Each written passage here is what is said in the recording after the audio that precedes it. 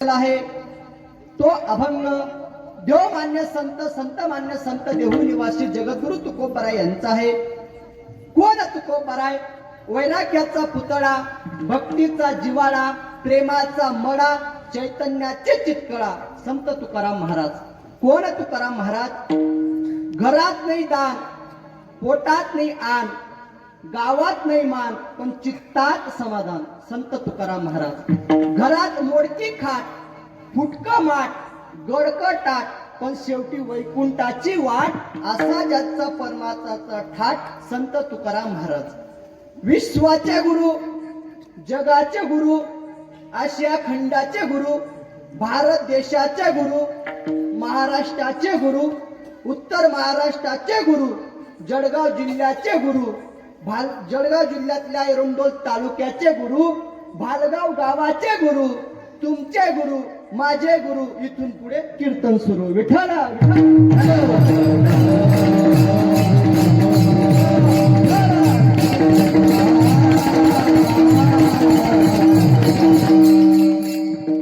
तुम्ही कीर्तन करता आले, सर्वांनी ताट बसायचं आणि फ्रेश बसायचं. मावशी काही नाही, फक्त 2 तास देवाच्या नामचिंतनामध्ये तुम्हाला बसायचंय आणि इतर तास तर आपल्याला संसारच करायचा आहे. बरोबर आहे ना?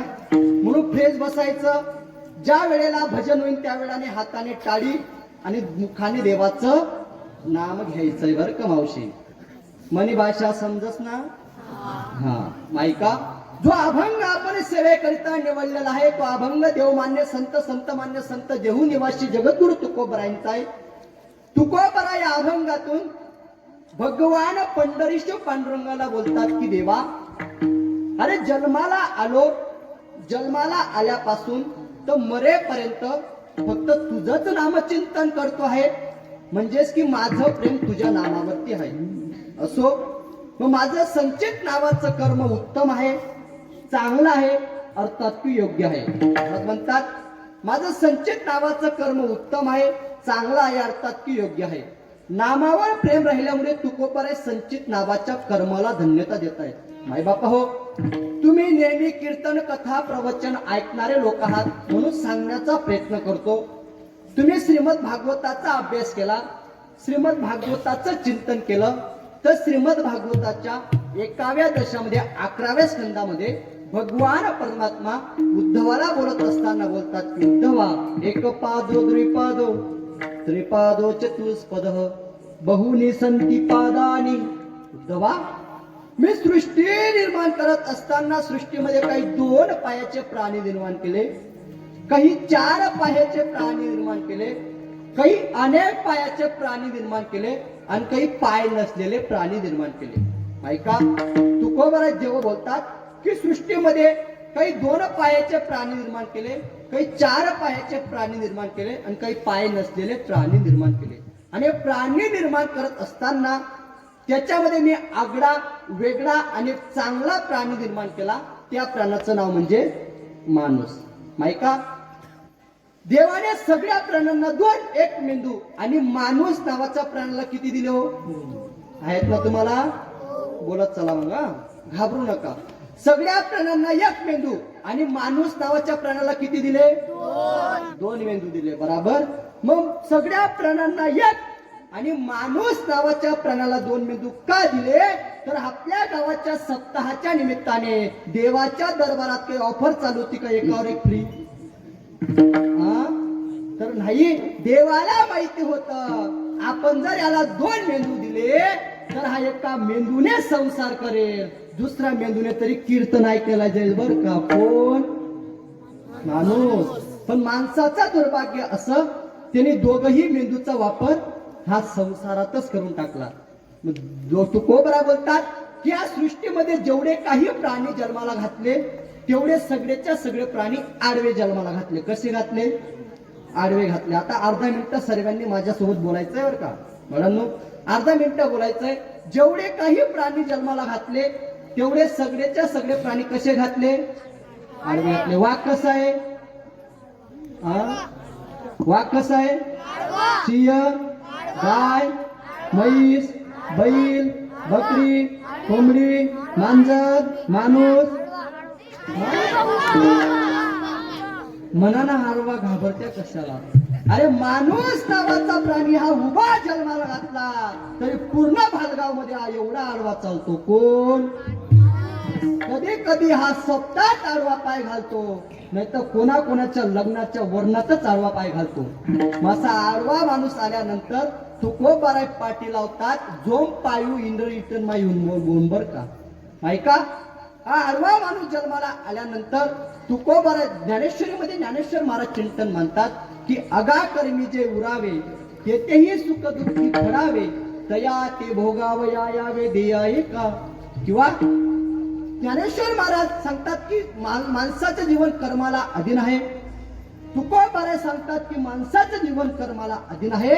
एवढंच नव्हे तर एकनाथ महाराज सुद्धा सांगतात की कर्माला माणसाचे कर्म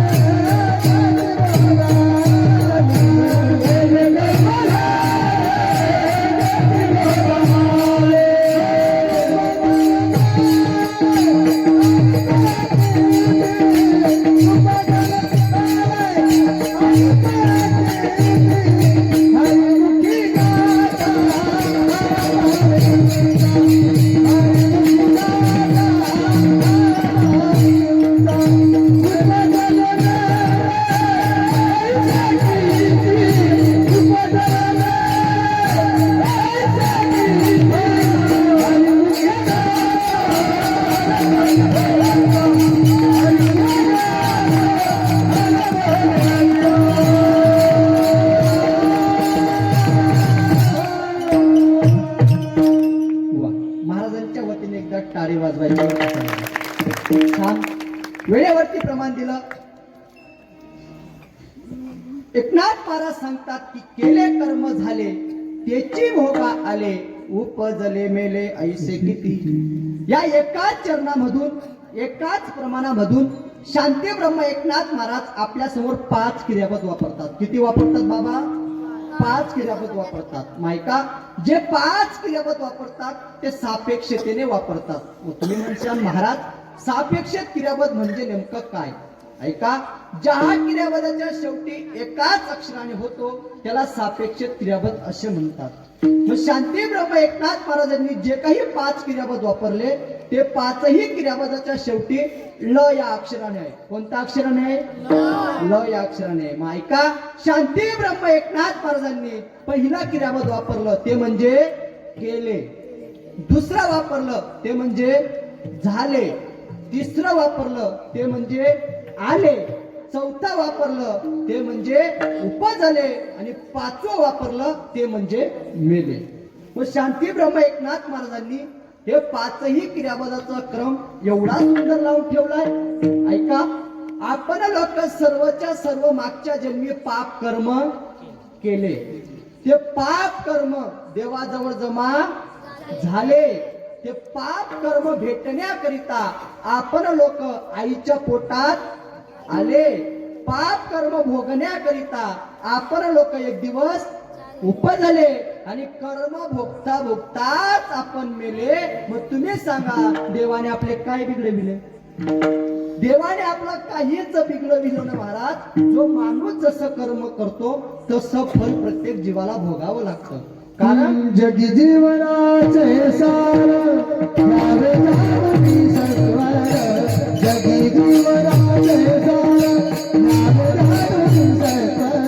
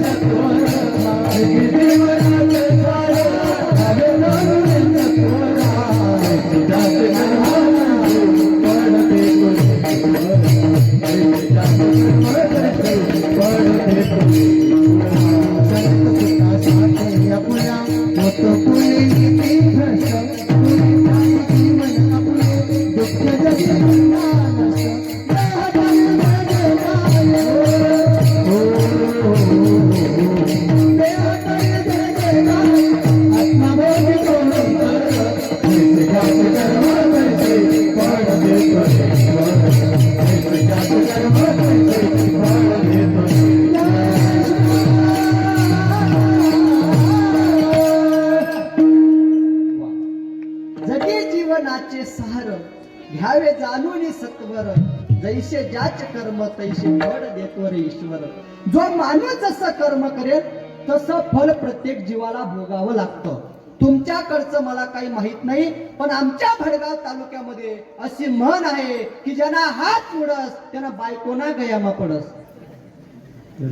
हा मी आमना कल्लं सांगला नो मावशी, तुमनाकडे कसं आहे? हा जेवण करीलच ना मावशी, बोला ना. तुमनाकडे कसं आहे? जना हात मुडस तेनाच गयामा पडस. तुमनाकडे जना हात मुडस तेनाच गयामा पडस. आमनाकडे मी जना हात मुडस तेनाच गयामा पडस. ती बायको काही रिकामी नाही बर का. पण या म्हणीचा अर्थ नेमका कसा की जो माणूस जसं कर्म करतो तसं फळ प्रत्येक जीवाला भोगावं लागतं. विचारसागर नावाच्या ग्रंथामध्ये कर्माचे मुख्यतः 2 प्रकार पडतात. लक्ष देऊन ऐका. विचारसागर नावाच्या ग्रंथामध्ये कर्माचे मुख्यतः 2 प्रकार पडतात. एक म्हणजे विहित नावाचं कर्म, दुसरं म्हणजे निषिद्ध नावाचं कर्म. त्याच्यात अजून मुख्यतः 4 प्रकार पडतात. नित्य कर्म, नैमित्य कर्म, काम्य कर्म आणि प्राचित्य कर्म. त्याच्यात अजून मुख्यतः 3 प्रकार पडतात. क्रियमान नावाचं कर्म, संचित नावाचं कर्म आणि प्रारब्ध नावाचं कर्म. मग संचित क्रियमान नावाचं कर्म म्हणजे नेमकं काय, संचित नावाचं कर्म म्हणजे नेमकं काय आणि प्रारब्ध नावाचं कर्म म्हणजे नेमकं काय ऐका. क्रियमान नावाचं कर्म म्हणजे नेमकं काय? हल्ली प्राप्ती आपण जी क्रिया करत आहोत त्याला म्हणतात क्रियमान नावाचं कर्म. अर्थात महाराज गायन करतायत, महाराज वाजवतायत, तुम्ही कीर्तन करतायत, तुम्ही कीर्तन ऐकतायत, मी कीर्तन करतोय, याला म्हणतात क्रियमान नावाचं कर्म. आणि आपण ज्या मागच्या जन्मी साठवून ठेवलंय त्याला म्हणतात संचित नावाचं कर्म. आणि हल्ली प्राप्ती शरीरामध्ये जे भोगत आहोत त्याला म्हणतात प्रारब्ध नावाचं कर्म.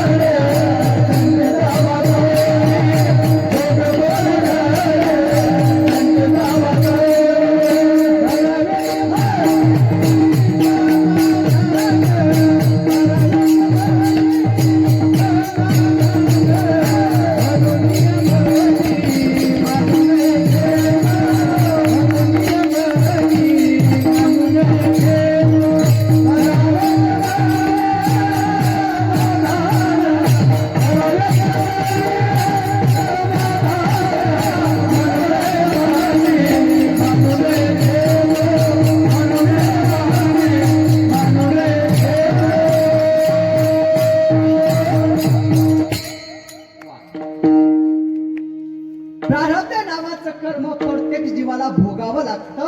तुकोबराय गाथ्यामध्ये प्रमाण देतात. कुंभावगा एकी यावा बाकी एके गुफेळावा. मडके गणणारा कुंभार एक आहे, त्याचं आव सुद्धा एक आहे नाही का. त्याच्या आव्यातून निघणारं प्रत्येक मडकं हे एकाच कामासाठी वापरलं जातं का हो?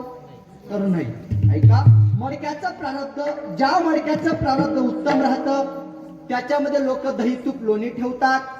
ज्याचं मध्यम राहतं त्याच्यामध्ये जुन्या काळामध्ये वरण भात भाजी शिजवायचे. जुन्या बाबांच्या लगेच ध्यानामध्ये येईल, बाबा तुमच्या लगेच ध्यानामध्ये येईल की जुन्या काळामध्ये ज्या मडक्याचं प्रारब्ध मध्यम राहतं त्या मडक्यामध्ये जुन्या काळामध्ये वरण भात भाजी शिजवायचे. मग मी असं विचारतो की त्या काळचं वरण भात भाजी किती चवदार लागायचं हे फक्त जुने मडकेच सांगू शकतील. नाही तुम्हाला मडकं म्हटलो हा तुम्ही काही गैरसमज करू नका. त्या काळचा अनुभव ते सांगू शकतील. ज्या मडक्याचा प्रारब्ध मध्यम राहतं त्याच्यामध्ये वरण भात भाजी शिजवतात. आणि ज्याचं कनिष्ठ राहतं त्याचा बाप मेला तो पुढे घेऊन चालतो त्याला आमच्याकडे आग्या म्हणतात. तुमच्याकडे आमनाकडे मेल्यावरती जाळतात.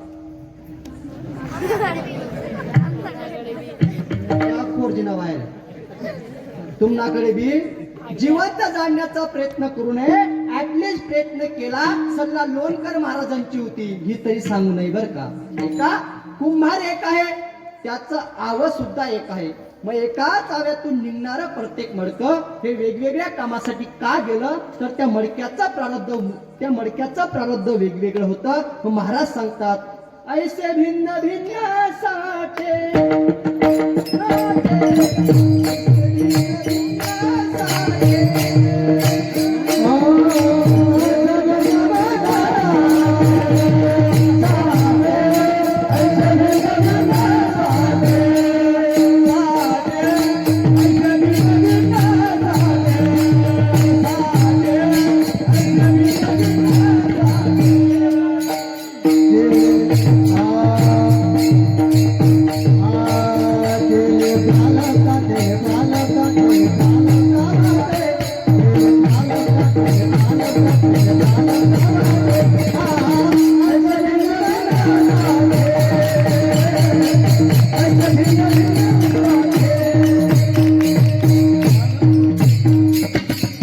ऐसे भिन्न भिन्न साठे केले प्रारब्धाने वाटे. ज्या मडक्याचं प्रारब्ध वेगळं राहतं त्या मडक्याचं प्रारब्धही वेगळं राहतं. ऐका पुढे महाराज सांगतात तुका म्हणे शिरी एका एकाची पाहेरी. 10 फूट लांबीचा दगड घेतला त्याचे 2 भाग केले. एका तुकड्याची पांडुरंगाची मूर्ती बनवली आणि एका तुकडा त्या मंदिराच्या पायरीला लावली. ऐका जी मंदिराच्या पायरीला जे तुकडा लावला तिथे लोक चप्पल बूट काढतात आणि ज्या 5 फुटाच्या दगडाची मूर्ती बनवली तिथे लोक नमस्कार करतात. मग ज्या 5 फुटाच्या दगडाची मूर्ती बनवली तिचं प्रारब्ध मात्र वेगळं होतं आणि ज्या 5 फुटाच्या दगडी पायरीला लावली त्याचं प्रारब्ध मात्रही वेगळं होतं. पुढे सांगतात तुम्ही 10 फूट 6 फूट इंचीचा लोखंडाचा तुकडा घेतला त्याचे 2 भाग केले. एका तुकड्याचा चिमटा केला आणि एका तुकड्याचा चमचा केला.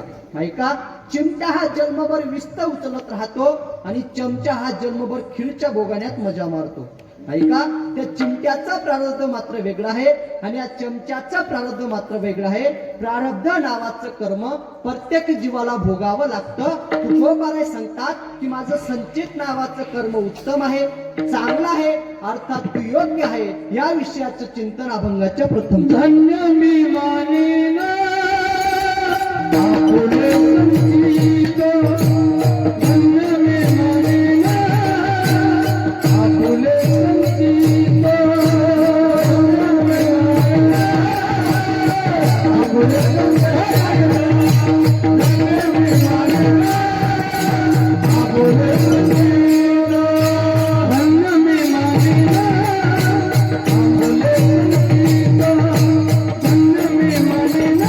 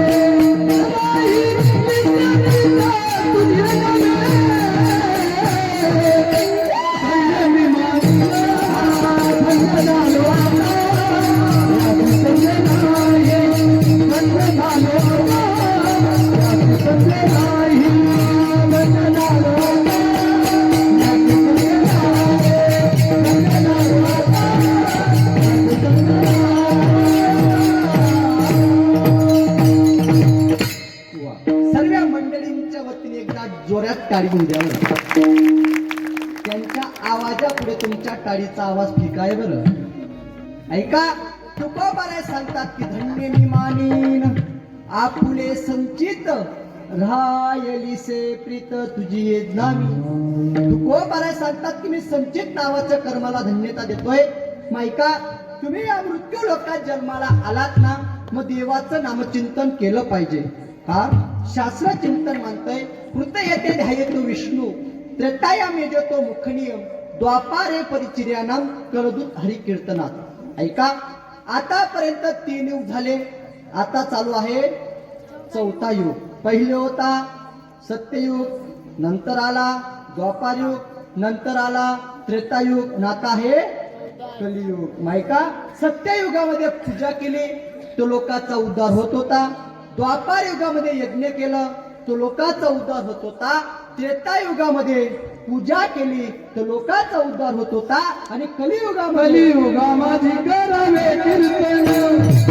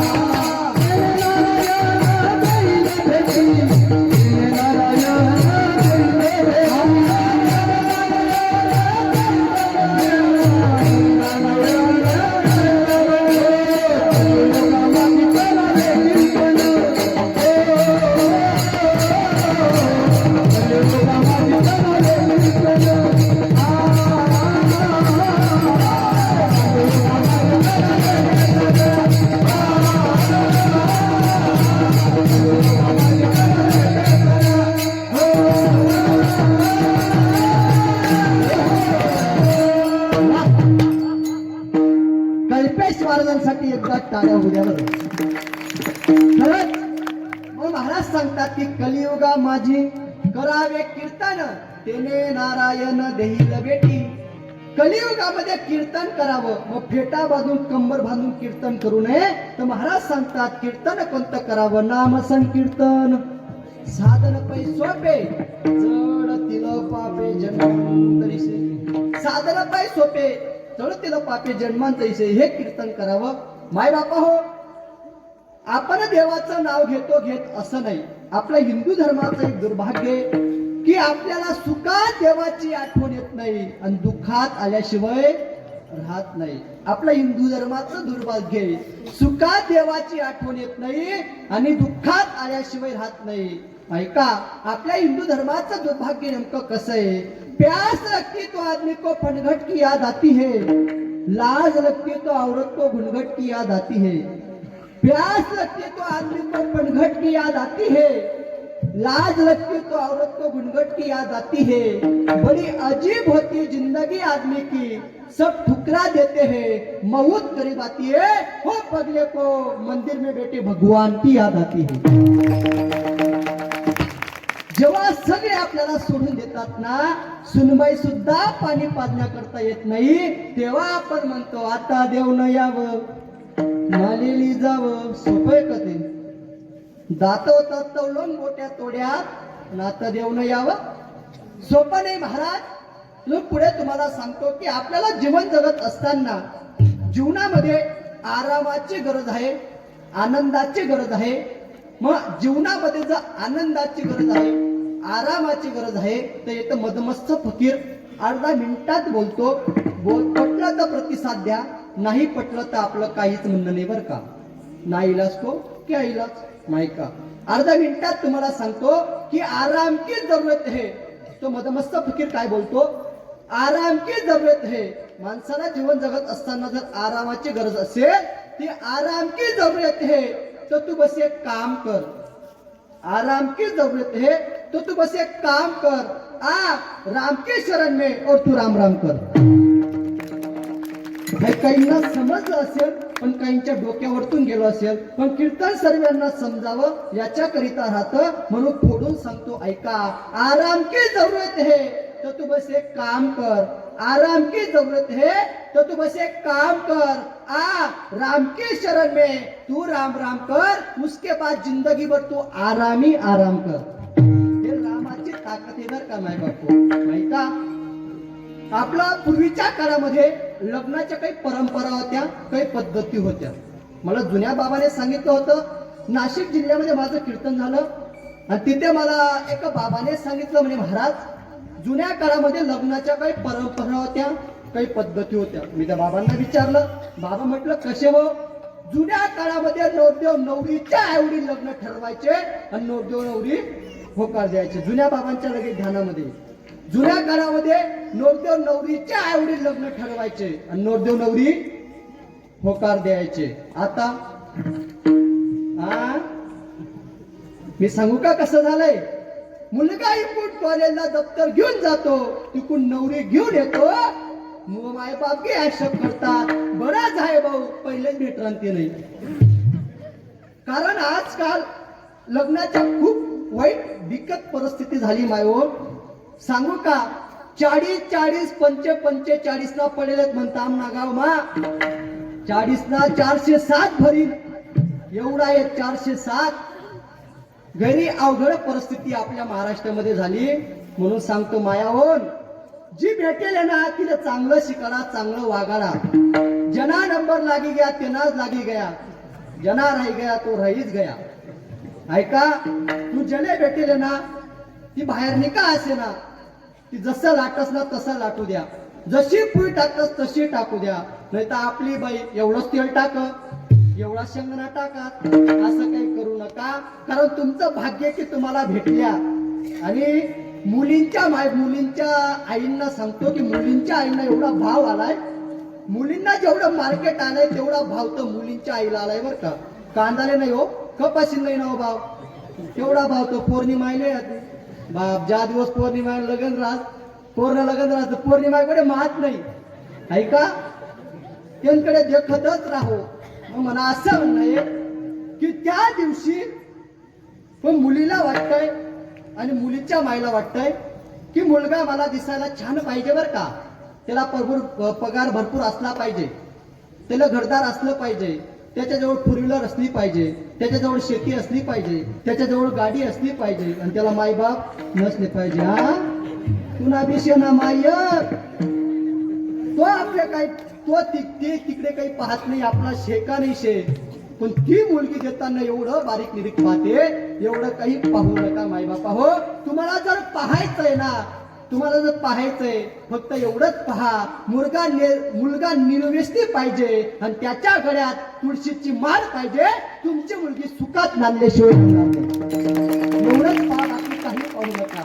मी सांगतो त्या बाबाने मला सांगितलं म्हणे, महाराज जुन्या काळामध्ये अजून लग्नाच्या खूप भारी पद्धती होत्या. म्हणे बाबा कसं हो? म्हणे पूर्वीच्या काळामध्ये पहिले नवरदेव नवरी जेवायचे, मग वराड लोक जेवायचे. बरोबर आहे ना बाबा?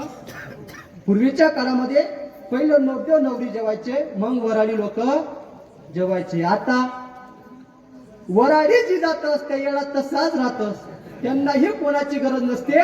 कारण दुले का दुल्हन मिळगी फिकवेगी बरात बर का. त्या दिवशी नवरदेवाला असं वाटतं त्याला स्वर्ग फक्त 4 बोट उंच राहतो. कोणाला? मंडप नाही बर का, मंडप नाही, गणतीच नाही मावशी. स्वर्ग 4 बोट उंच राहतो. त्याला त्या दिवशी असं वाटतंय, बाप रे बाप, मी आज गड जिंकून आणतोय. गड कोणाला वाटतंय? नवरदेवाला. बाप रे बाप, मी आज गड जिंकून आणतोय. गड. पण 1 वर्षानंतर समजतं, बाप रे बाप, ज्याला मी गड समजत होतो तिथं सातपुड्याची भयानक टेकडी होती बर का. मायका, त्या बाबाने मला अजून एक खूप भारी पद्धती सांगितल्या, त्या म्हणजे नावं घेण्याची पद्धती. ऐका, त्या बाबाने मला सांगितलं म्हणे, महाराज जुन्या काळामध्ये नावं घेण्याच्या खूप भारी पद्धती होत्या. म्हटलं हो का बाबा? म्हणे हो महाराज. कारण की आमच्या महिलांचं नाव बदलत राहतं, आमच्या पुरुषांचं नाव बदलत नाही. कारण आमच्या पुरुषांचं परमटली एकच नाव आहे. पूर्वी तेज होतं, आजही तेज आहे आणि पुढेही तेच राहणार आहे. आमच्या पुरुषांचं परमटली एकच नाव आहे, भाजीत भाजी. कधी कधी पोक्याचं तर म्हणा, भाजीत भाजी मेथीची आणि ती माझ्या. घाबरू नका, आपण नामावर बोलतोय. आणि आमच्या महिलांचं नाव बदलत राहतं. कसं बदलत राहतं सांगू का? एका ठिकाणी कीर्तनाला गेलो आणि कीर्तनाला गेल्यानंतर एक बाई आजी नाव घेत होती. जुन्या काळातलं नाव सांगतोय बर का. ती आजीबाई नाव घेत असताना असं म्हणायची, मावशी 1 तासभर मीच बोलतोय, आता थोडा प्रतिसाद द्या बर का खाली.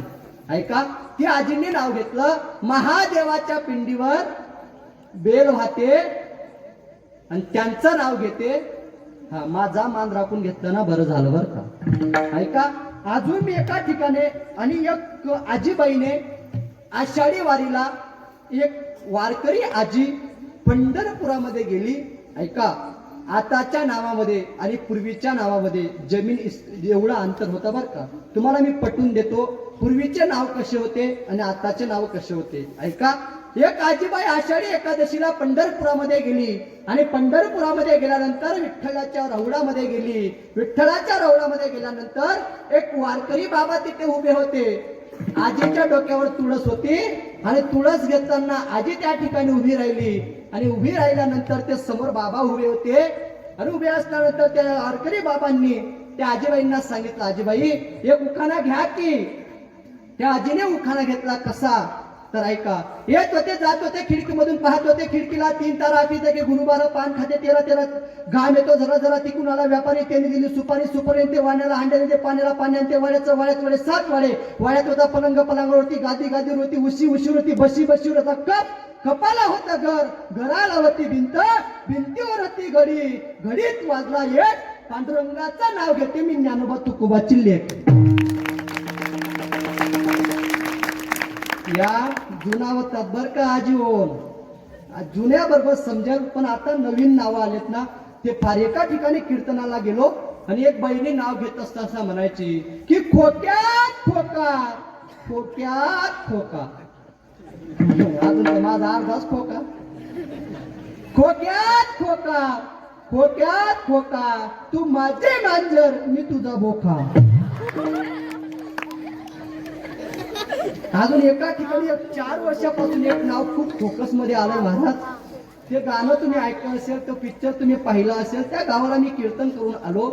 एक 4 वर्षापासून एक नाव फोकस मध्ये आलंय की खुर्चीत खुर्ची, सुंदर खुर्ची, खुर्चीत खुर्ची, सुंदर खुर्ची, तू माझा परशा मी तुझी आरची. याच्यातून विनोदाचा भाग बाजूला सोडा. मला तुम्हाला एवढंच सांगायचं आहे की तो बाप ती मुलगीला त्याच्या हातातून सोडतो आणि नवरदेव नावाचा मुलगाच्या हातात देतो आणि तो मुलगा त्या मुलगीला जन्मभर सांभाळण्याची जबाबदारी घेतो. कितीदा नाव घेतल्यावर, एकदा नाव घेतल्यावर तो मुलगा जन्मभर सांभाळण्याची जबाबदारी घेतो. मग आपण जर देवाचं नामचिंतन केलं तर तो आपल्याला सांभाळणार नाही, सांभाळेल ना हो. ऐका, एक प्रसंग डोळ्यासमोर घ्या. 80 वर्षाचे एक बाबा होते, खूप श्रीमंत घराण्यातले बाबा होते. 80 वर्षाचे एक बाबा होते. त्यांना दवाखान्यामध्ये ऍडमिट केलं गेलं. ऍडमिट केल्यानंतर त्यांना आयसीयू मध्ये टाकलं आणि आयसीयू मध्ये टाकल्यानंतर त्या बाबांना 15 दिवस हॉस्पिटलमध्ये ठेवलं. 15 दिवस हॉस्पिटलमध्ये ठेवल्यानंतर त्या बाबांना 15 दिवस हॉस्पिटलमध्ये ठेवलं आणि 15 दिवस बाबावर उपचार केले. 15 दिवसानंतर बाबांची सुट्टी झाली आणि सुट्टी झाल्यानंतर बाबा क्वांटर जवळ आले, डॉक्टरांजवळ आले आणि डॉक्टरांजवळ आल्यानंतर डॉक्टरांना विचारलं की डॉक्टर साहेब बिल किती झालं हो. बाबा घरातील खूप श्रीमंत होते. बाबांनी विचारलं बिल किती झालं, तर डॉक्टरांनी सांगितलं की बाबा 15 लाख रुपये बिल झालं. किती झालं? 15 लाख रुपये बिल झालं. हे ऐकल्यानंतर बाबाच्या डोळ्यात टप टप टप टप धारा वाहू लागल्या. बाबा डॉक्टर साहेब बोलतात, बाबा का रडता हो तुम्ही? पैसे नाही म्हणून रडता का? तुमच्याकडे पैसे नाही म्हणून रडता का?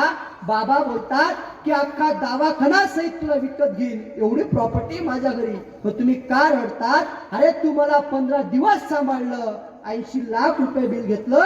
तो पांडुरंगा परमात्मा मला 80 वर्षापासून सांभाळतोय, आजपर्यंत 1 रुपयाने बिल घेतलं. म्हणून देवाचं नामचिंतन केलं पाहिजे, देवाचं नामचिंतन घेतलं पाहिजे. व तुकोबाराय बोलतात, माझं संचित नावाचं कर्म उत्तम आहे, चांगलं आहे, योग्य आहे, पण माझी सध्याची परिस्थिती नेमकी कशी आहे? अभंगाचे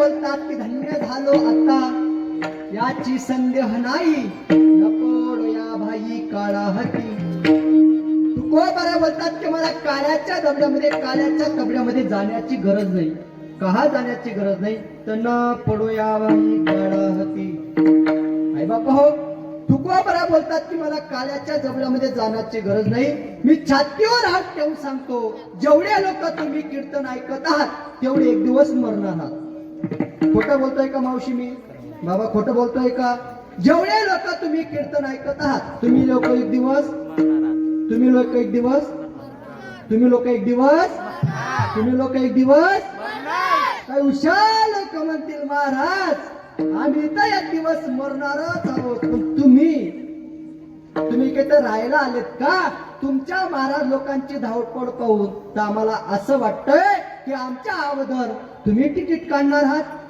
आताच मागच्या महिन्यामध्ये नाशिक जिल्ह्यामध्ये कीर्तन झालं वर्ष श्राद्धा निमित्ताने कीर्तन चालू होतं सकाळी 10 ते 12 आणि कीर्तन चालू असताना माझ्याकडनं सहज शब्द निघाला आणि मी सहज बोललो गेलो की या गावातील जेवढे लोक तुम्ही कीर्तन ऐकत आहात तेवढे एक दिवस मरणार आहात सर्वांनी माझं बोलणं ऍक्सेप्ट केलं सर्वांनी माझं बोलणं मान्य केलं पण माझ्या समोर एक काका बसले होते ते जोरजोरात हसायला लागले मग मी त्या हसणाऱ्या काकाला विचारलं काका तुम्ही का हसताय हो तो म्हणे मी या गावातला नाही इकडे लक्ष द्या तो म्हणे मी या गावातला नाही तू या गावातला नाही मग तू काही यमराजाचा भावना बिवना आहे का जो आला त्या प्रत्येकाला जावं लागणार आहे तो महाराज सांगतात येथे नाही बुरा आले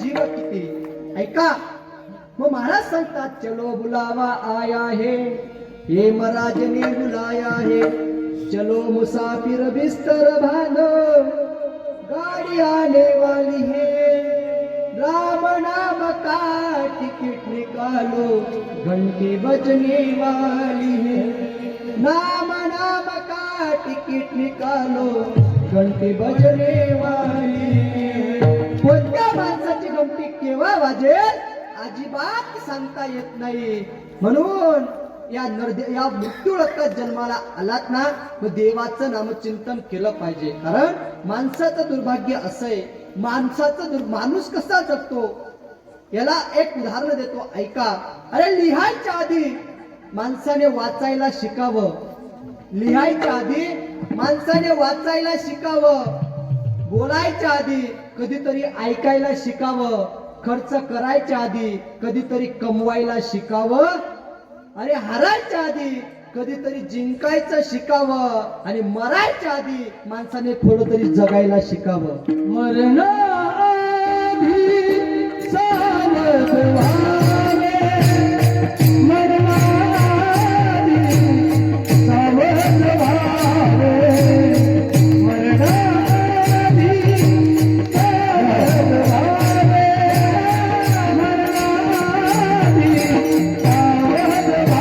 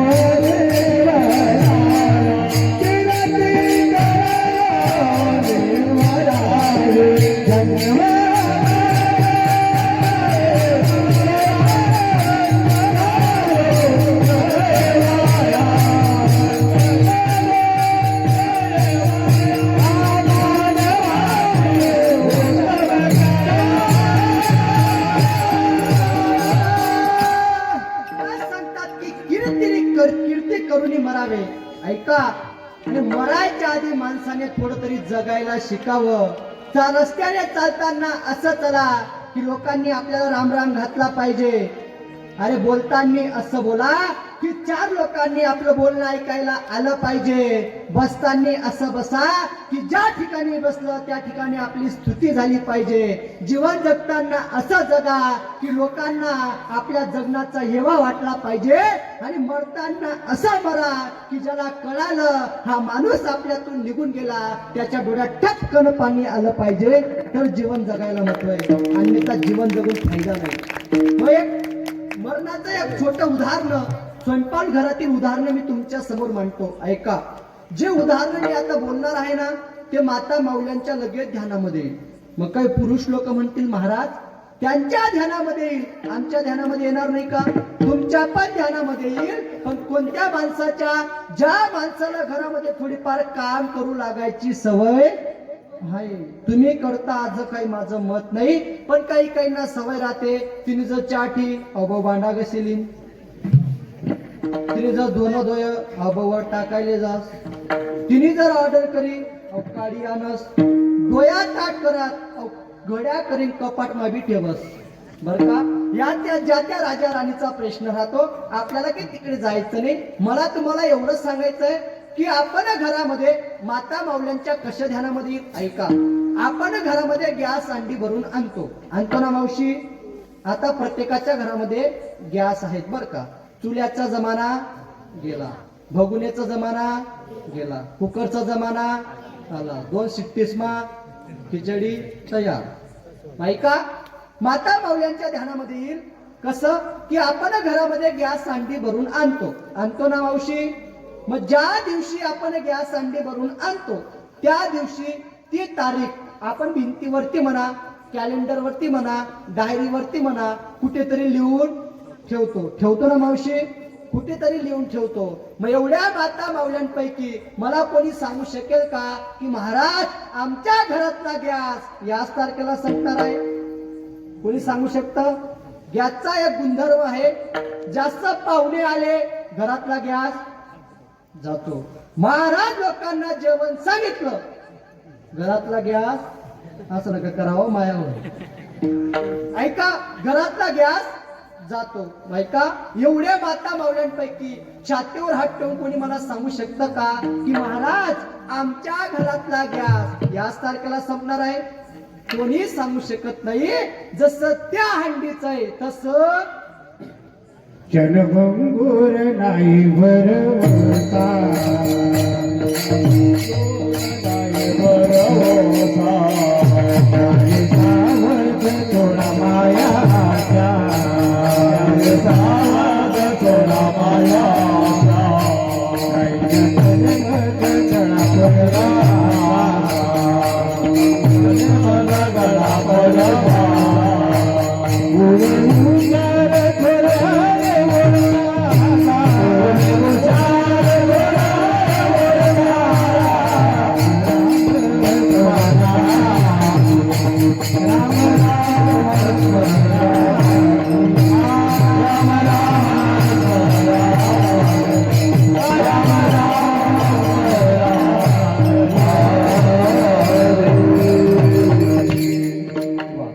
जसं त्या हंडीचं आहे तसं या हंडीचं आहे. या हंडीचं म्हटल्यानंतर एक टक लावून माझ्याकडेच पाहिलं पाहिजे असा काही नियम नाही. कीर्तन संपल्यानंतर घरी जा, आपापल्या हंड्या आपण तपासून पहा. मग या देह नावाच्या हंडीतून आत्मा नावाचा गॅस केव्हा संपून जाईल हे आपल्याही ध्यानामध्ये येणार नाही. म्हणून आपण कर्म चांगलं करा. कारण महाराज एका ठिकाणी म्हणतात, कर्म करीत ना होना सई, हो लिखने वाला झूठा नहीं. कर्म करीत ना होना सई, हो लिखने वाला झूठा नहीं.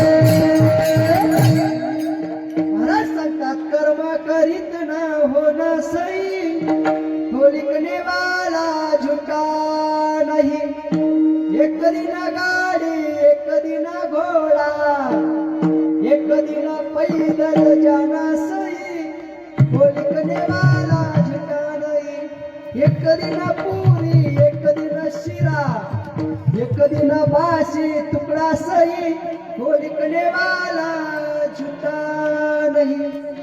तर हा परिक्रम तुम्हाला पाहायला मिळतो.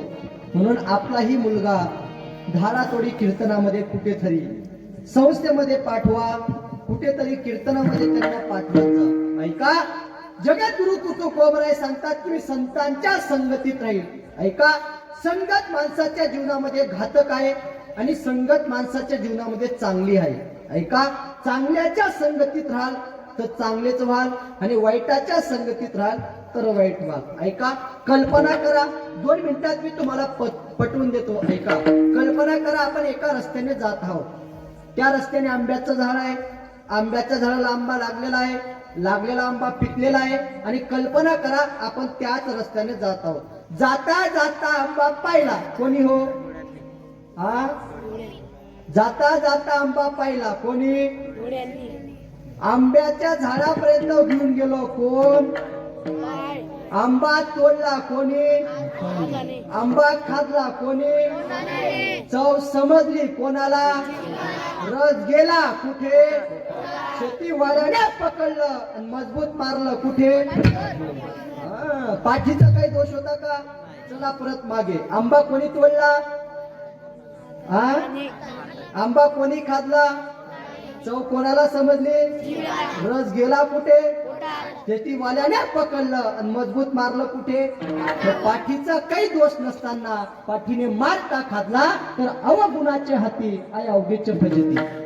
अवगुणांच्या लोकांमध्ये राहून अवघच फजिती होत असते. पुढे महाराज सांगतात, संजना संगती करावा उपवास, दुर्जनाचा गोडगास खाऊ नये.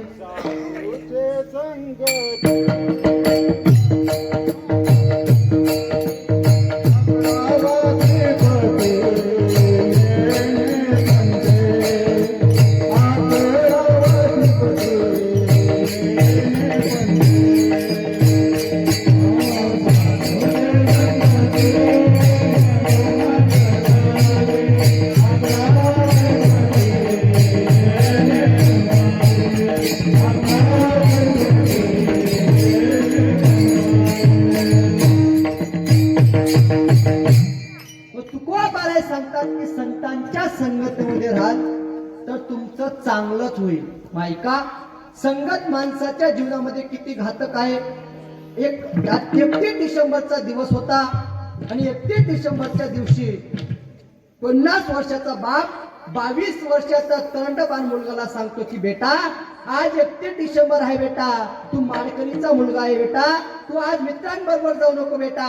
ते मित्र आज हॉटेलमध्ये जातील, पार्टी करतील, मांसाहार करतील, दारू पेतील, ते तुमच्या बरोबर, तू त्यांच्या बरोबर जाऊ नको बेटा. बेटा काही ऐकणारा नव्हता. पप्पा, ते ज्या खुर्चीवरती बसून दारू पेतील ना, त्यांच्या बाजूला बसून मी थम्सअपची बाटली पिल.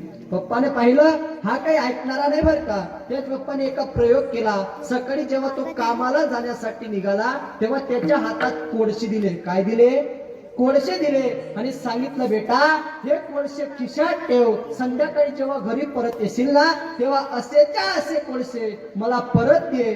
जेव्हा संध्याकाळी मुलगा घरी आला आणि घरी आल्यानंतर पप्पांनी ते कोळसे मागितले, बेटा ते कोळसे दे ना. तेव्हा त्या पप्पांनी कोळसे घेतले तेव्हा बेटाचे त्या मुलाचे हात काळे झालेले होते, काळे. मग ते पप्पा त्याला प्रश्न विचारतात की बेटा, तुला मी कोळसे खिशात ठेवायला लावले होते, हातात धरायला लावले नव्हते, तुझे हात काळे का झाले? त्या मुलाने उत्तर दिलं, पिताश्री हो, हातरुमाल काढताना, हॉपीची चावी काढताना, मोटरसायकलची चावी काढताना न कळत माझा हात केव्हा काळा झाला हे माझ्या लक्षात आलं नाही. तसं बेटा, जसं तू त्यांच्या बाजूला बसून थम्सअपची बाटली पेसील, त्या थम्सअपची बाटलीमध्ये केव्हा दारूचं पाणी येऊन जाईल हे तुझ्याही लक्षात येणार नाही. संगत माणसाच्या जीवनामध्ये फार घातक आहे. तुकोबाराय पुढे सांगतात की मला ब्रह्मरसाचं जेवण सेवन करावं असं वाटतंय. काय वाटतंय? एक उदाहरण सांगतो, ऐका. माणसाने जास्त गोड खाल्लं तर त्याच्यावर एक आजार प्रेम करतो. कोणता मावशी? डायबिटीस. माणसाने जास्त तिखट खाल्लं तर एक आजार होतो. कोणता? अल्सर किंवा ऍसिडिटी. आणि रात्री मजबूत व्यसन खाल्लं. आमच्या गावात घडलेला प्रकार आहे. एका मुलाने कॅपॅसिटी पेक्षा रात्री मजबूत बेसन खाल्लं. ऐका बरं, एका मुलाने रात्री कॅपॅसिटी पेक्षा जास्त बेसन खाल्लं. तो मोबाईल मधला एक नंबरचा किडा. 24 तास पैकी तो 12 तास मोबाईल वापरायचा. किती तास? कारण आता सगळं ऑनलाईनचा जमाना झाला. WhatsApp, Facebook, Instagram. म्हणून त्या मुलाला तो मोबाईल मधला एक नंबरचा किडा. गावातील लोक त्याच्याजवळ मोबाईल दाखवायला यायचे आणि त्याने रात्री मजबूत बेसन खाल्लं. माहिती का? कारण मोबाईलचा एक परिणाम, कमी वयामध्ये मायबाप मुलांजवळ मोबाईल देऊन देतात आणि मुलगा अभ्यासच्या नावाने नको ते रिकामं काम मोबाईल मध्ये करतो. ऐका, अरे माणूस फेसबुक आणि व्हॉट्सअपच्या प्रोफाईलवर दिसतो एवढा सुंदर तो कधीच नसतो.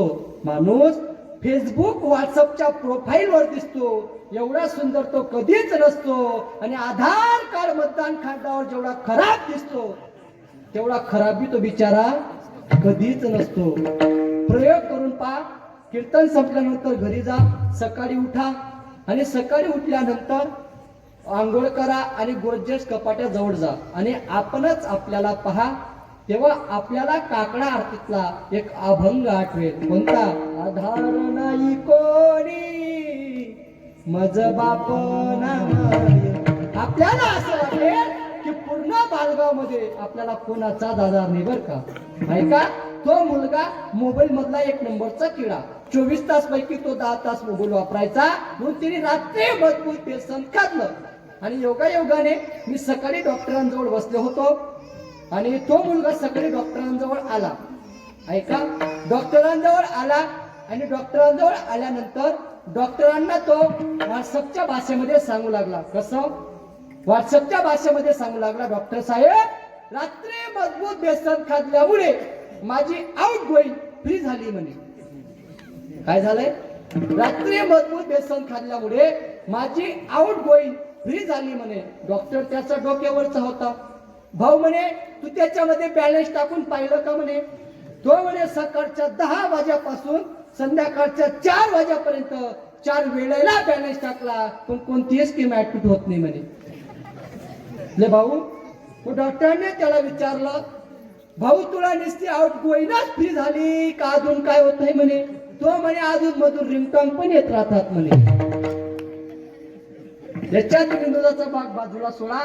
मला तुम्हाला सांगायचंय, माणसाने जास्त गोड खाल्लं त्याच्यावर आजार प्रेम करतो तो म्हणजे डायबिटीस. जास्त तिखट खाल्लं अल्सर किंवा ऍसिडिटी. मग जगद्गुरु तुकोबाराय बोलतात की मला काय खावंसं वाटतं पुन्हा पुन्हा पुन्हा पुन्हा. अरे ऐसी कौन सी चीज है जो यहाँ नहीं मिलती. सब कुछ मिलता है पगले लेकिन माँ बाप की दुआ नहीं मिलती. एक ढूंढने जाओ तो लाखों मिल सकती है. एक ढूंढने जाओ तो लाखों मिल सकती है. लाखों में ढूंढने जाओ एक नहीं मिलती. उसे माँ कहते, उसे माँ कहते. शादी की उम्र में लड़का आया, लड़की देखने गया. शादी की उम्र में लड़का आया, लड़की देखने गया तो 10-10 खड़ी रहती है. वो 10 में माँ मर गई. माँ की दुआ नहीं मिलती. उसे माँ कहते, उसे माँ कहते. घरात जर भाकरीचे 4 तुकडे असले, खाणारे तोंड जर 5 असले तर मला भूक नाही असं सांगून जी उपवासी राहते ना तीच फक्त आपली आई असते. अरे आई रंगरगत्या आणि रंगरगत्या उन्हामध्ये 100 रुपयाने निंदी करण्याकरता जाते आणि आपल्याला कॉलेजला जायला 500 रुपयाचा बुक विकत घेऊन देते. तीच फक्त आपली आई असते. आई रात्रभर ओल्या जागी झोपते आणि आपल्याला कोरड्या जागीत थापून थापून निजवण्याचा जी प्रयत्न करत असते ना तीच फक्त आपली आई असते. तर ज्याला हात नाही त्याला विचारा हाताची किंमत. ज्याला पाय नाही त्याला विचारा पायाची किंमत. ज्याला आई वडील नाही ना त्याच मुलाला विचारा आई वडिलांचं दुःख काय. आई तुला कशाची उपमा द्यावी ग. मनात प्रश्न आला. उपमा या शब्दातच मा आहे. मनात प्रश्न आला, तुला समुद्राची उपमा दिली चालेल का ग. समुद्रामध्ये गटारीचं घाण पाणी येऊ द्या किंवा पवित्र तापी नदीचं पाणी येऊ द्या, ते पाणी साठून घेतं ना ग. तसं मुलगा तुला दारू पिणारा राहू द्या किंवा कीर्तन करणारा राहू द्या, त्याचे अपराध तू पोटामध्ये साठून घेते ना आई. पण समुद्रामध्ये एक दोष आहे ग. समुद्राने साठवलेलं पाणी सर्व खारट केलं होतं. अमृतापेक्षा गोड दूध आमच्या आईने आम्हाला पाजलं होतं, म्हणून ती समुद्रापेक्षाही श्रेष्ठ होती. मनात प्रश्न आला आई ग, तुला सूर्याची उपमा दिली चालेल का ग. सूर्य अंधारीचा नाश करतो आणि उजाडीचं दूरदर्शन करतो. तसं आई तू आमच्या जीवनातला अज्ञानाचा नाश करून ज्ञानाचा रस्ता दाखवते ना. तू फक्त आमची आई असते. आई सूर्यामध्ये एक दोष आहे ग. सूर्य दुपारी एवढा तापला, त्याच्या तापल्याने सगळे लोक सावलीत गेले. तू 80 वर्षाची झाली, आमच्यावर कधी तापलीच नाही ना, म्हणून तू सूर्यापेक्षाही श्रेष्ठ आहे. मनात प्रश्न आला, तुला गुलाबाच्या फुलाची उपमा दिली चालेल का ग. गुलाबाचं फुल हवं असं वाटतं, त्याचा रंग हवा असं वाटतं. अरे गुलाबाच्या फुलाला सुगंध आहे, त्याच्या सत्कर्माला सुगंध आहे. पण गुलाब माझे एक दोष आहे ग. गुलाबाच्या फुलामध्ये एक दोष आहे. गुलाबाच्या फुलाला काटे आहेत. काट्याचं रहित जीवन फक्त तुझं आहे ना, म्हणून तू गुलाबापेक्षा श्रेष्ठ आहे. तू गुलाबापेक्षा श्रेष्ठ आहे. मनात प्रश्न आला गाई, अरे आई मला 1 रुपया दे. पाकिटातून 1 रुपया काढून देणारी आई सर्व मुलांच्या लक्षात राहते. पण काबाड कष्ट करून जो आपली कॉलेजची फी भरतो ना, तो बाप किती मुलांच्या लक्षात राहतो. आई आई मला जेवण दे.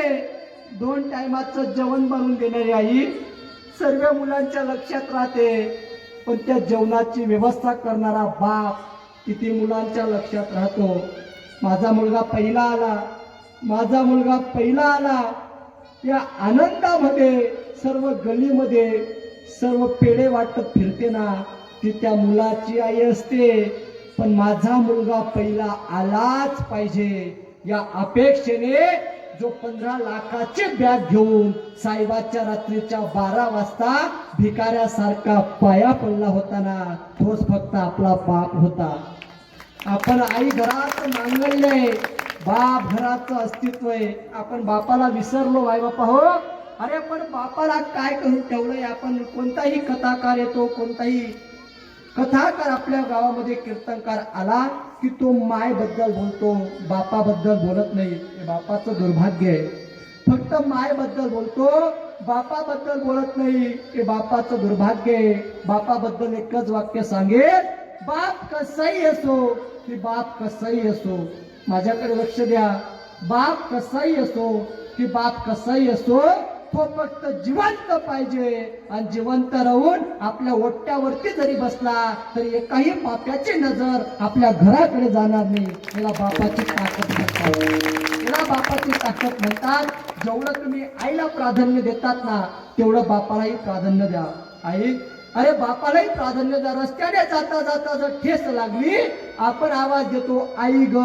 पुढे गेल्यानंतर मोठा सर्प दिसला, आपण आवाज देतो बाप रे. मोठ्या संकटांना भिडणारा फक्त आपला बाप असतो. दिवाळीचा सण जवळ येतोय. बापाने मुलाला नवे कपडे घेतले, मुलीला नवे कपडे घेतले, पत्नीला नवी साडी घेतली. पण स्वतःचा फाटका 50 रुपयाचा बन्यान जो विकत घेऊ शकत नाही, तो फक्त आपला बाप राहतो.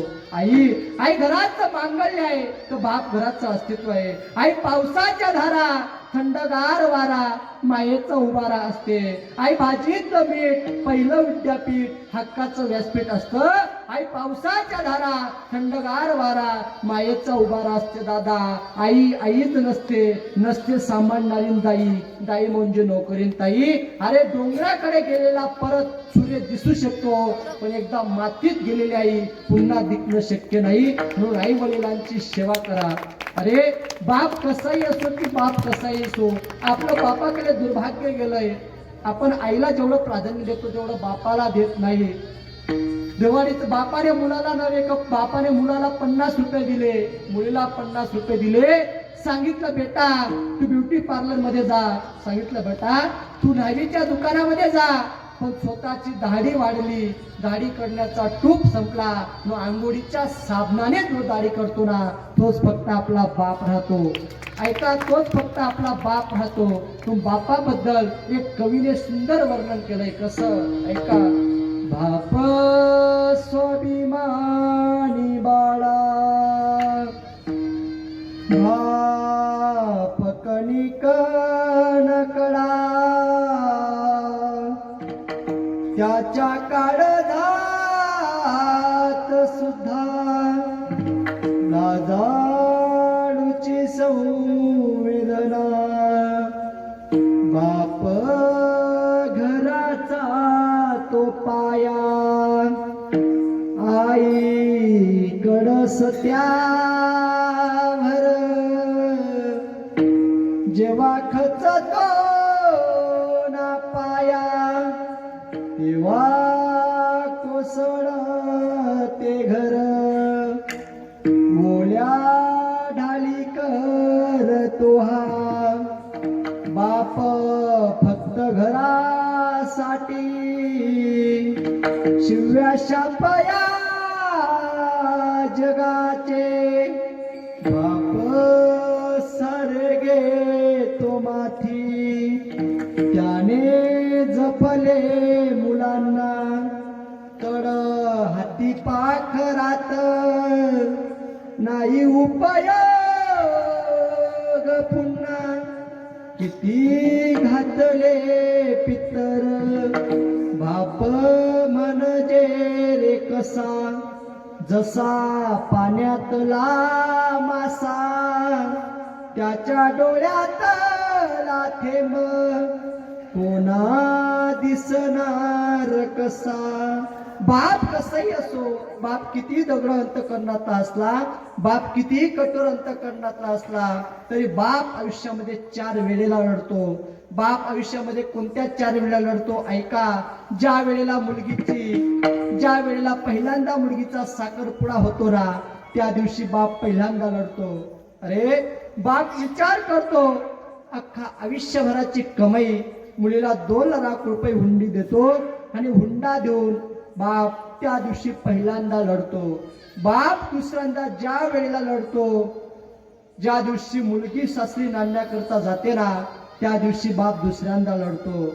ऐका मायबापा हो, अरे त्या मुलीच्या गाडीजवळ रडणारी आई सर्वांनीच पाहिली, पण मंडपाच्या पायपाला धरून जो लढतो ना तो बाप कोणी पाहिला.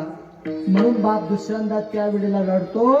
बाप तिसऱ्यांदा ज्या वेळेला लढतो, ऐन तरुणामध्ये मुलगी विधवा होते आणि विधवा मुलगी बापाच्या घरी टाकून दिली जाते, त्या दिवशी बाप तिसऱ्यांदा लढतो.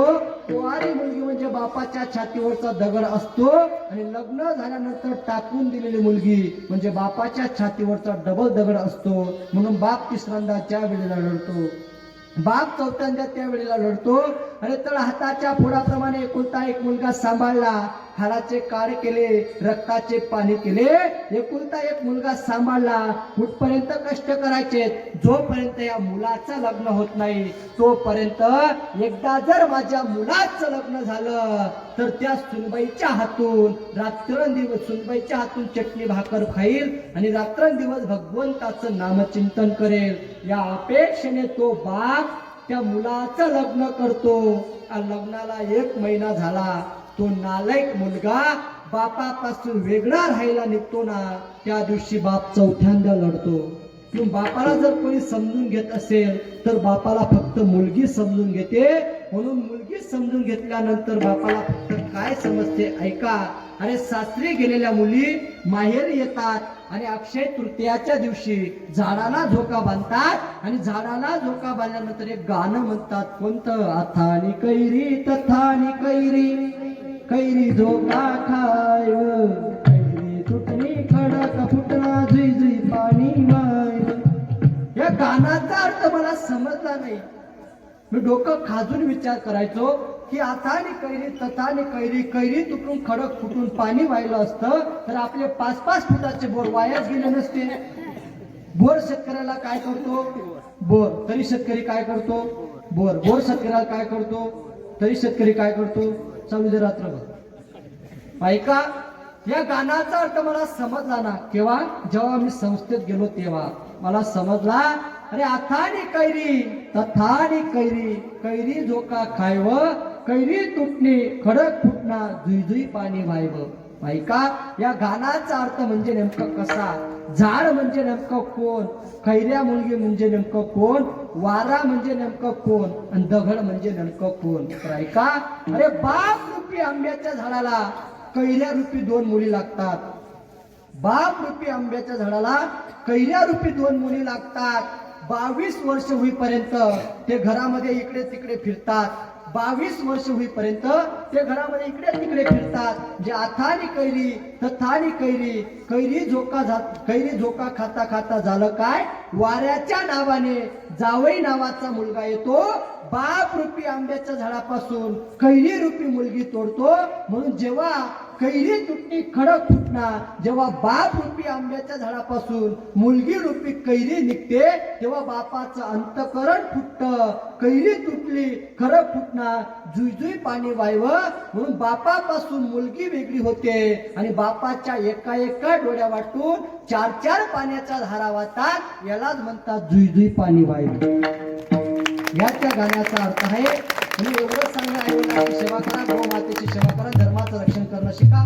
तरुण मंडळी या ठिकाणी उपस्थित आहेत म्हणून सांगतो. अरे आपल्या हिंदू धर्मामध्ये जी लाली निर्माण झाली ती अशी ठेवा म्हणजे छत्रपती आपल्यामध्ये विराजमान होतील. छत्रपती आले त्या टाइमाची परिस्थिती काय होती? सकाळ लोक झोपलेले होते जागे झाले ते उठून बसले ते उभे राहिले ते चालायला लागले. चालता 36 स्तराचा सिंहासन रायगड उभा केला. राजांना वाटलं नव्हतं की आजचे तरुण डीजे लावून बँड लावून दारू पिऊन शिवाजी महाराजांची जयंती साजरी करतील. अरे आजचा तरुण गाडीवर नाव टाकतो, राजे पुन्हा जन्माला यावे, तू काय गुटखा खाऊन मरावे? अरे त्या राजांना वाटलं तुम्ही शिवाजी महाराजांची जयंती खास साजरी करतात. तुम्हाला शिवाजी नावाचा अर्थ माहित आहे का? शी म्हणजे शिकावे, वा म्हणजे वागावे, ज म्हणजे जगावे.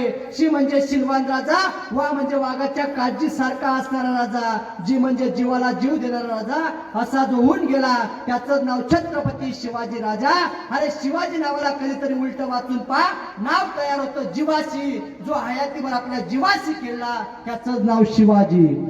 बाद गणपतीचा शिवाजी महाराज तयार होते, उठाकर शमशेर घोड़े पे सवार होते.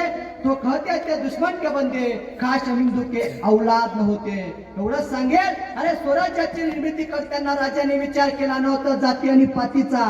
मावळ्यांच्या नकळा पुढे चालत नव्हता 7.5 साथीचा. लढायला जाताना राजाने विचार केला होता रात्री आणि दिवसाचा, कारण अभिमान होता ना या महाराष्ट्राचा मातीचा.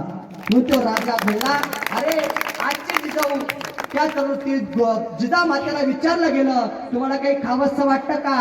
तुम्हाला काही प्यावंसं वाटतं का? जिजामाते बोलतात, मला काही खाण्यापिण्याचे डोहाळे नेवत, मला वाटतंय पायात पैठण घालावे, कमरेला दुशेला करावा, हातामध्ये तलवार घ्यावी, हातामध्ये दुलटोच घालावा, एका हातामध्ये वाघनखे खुपशावा, एका हातामध्ये ध्वज घ्यावा, घोड्यावर विराजमावं. पाहता पाहता तो घोडा तो ध्वज सह्याद्रीच्या कान्या कोपऱ्यात नेऊन मोगलशाही समाप्त करून पुन्हा एकदा आपली शिवशाही विराजमान करावी. या त्या जिनेचं स्वप्न होतं. त्या जिनेचं स्वप्न होतं. जिजामाते भवानी मातेच्या मंदिरामध्ये गेली आणि भवानी मातेला विनंती करते, भवानी माते सूर्यासारखा तेजस्वी बाळ माझ्या पोटी जन्माला घाल. तेव्हा हा बाळ जन्माला आला. आजची जिजाऊ खाते मुलतान, मुलगा निघतो ना सुलतान. त्या आजचे तरुण कुंकुम नाटक पाहण्यामध्ये व्यस्त झाले. आजचे जिजाऊ टीव्ही पाहण्यामध्ये व्यस्त झाले. शहाजी कामावरून येतात, ते शहाजी 2-3 वेळेला आवाज देतात, जिजाऊ पाणी आण, पाणी आण. जिजाऊ काही लक्ष देत नाही. एक जेव्हा शहाजी पाणी घ्यायला जातात तेव्हा आपली इमानदार जिजाऊ सांगते, का हो तुम्ही बी पिल्या माले बी लय्या. वा इमानदार भालगावातला इमानदार जिजाऊ. अरे कर्म करत राहा, देवावर श्रद्धा ठेवा. जिजामातेची ऐका कथा. त्या माऊलीला या संसारामध्ये कितीतरी सोसावी लागली व्यथा. छत्रपतींना दिलं तत्वज्ञान, ज्ञानेश्वरीनी गाथा. म्हणून तिला म्हणतात ना जिजाऊ राजमाता. राजमाता राष्ट्रमाता पदवी ही स्वतःहून नाही घेतली. आजची माता स्वयंपाक बनवते टीव्ही पाहता पाहता आणि संसारामध्ये म्हातारपणामध्ये खात्याना लाता. ही आजची माता. काय ऐका. म्हणून धर्माचं रक्षण करणं शिका. वेळ भरात झालेला आहे. वेळाच्या भोवती मी कुठे जाणार नाही. वेळ आता आपल्या संपण्यात आलेला आहे. आई वडिलांची सेवा करा, गोमातेची सेवा करा आणि धर्माचं रक्षण करणं शिका. जाता जाता